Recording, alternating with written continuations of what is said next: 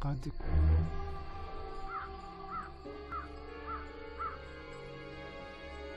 ماذا يريد ابن الهيبان؟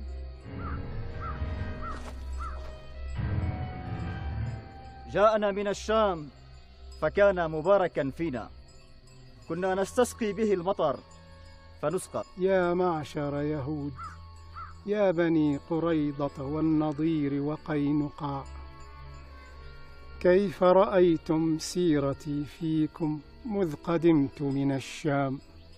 سيرة صدق، كنا نستسقي بك المطر فيهطل.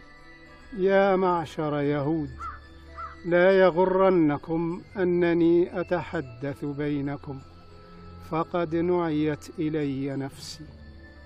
يا معشر يهود، ما ترونه أخرجني من الشام أرض الخمر والخمير إلى يثرب وهذه الصحراء أرض البؤس والجوع. أنت أعلم يا ابن الهيبان.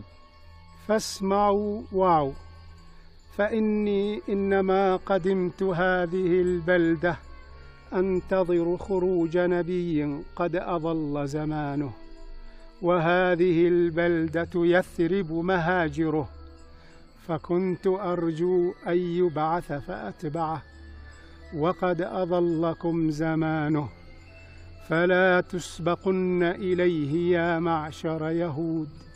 ألا هل بلغت؟ نعم، لقد بلغتنا. ألا هل بلغت يا معشر يهود؟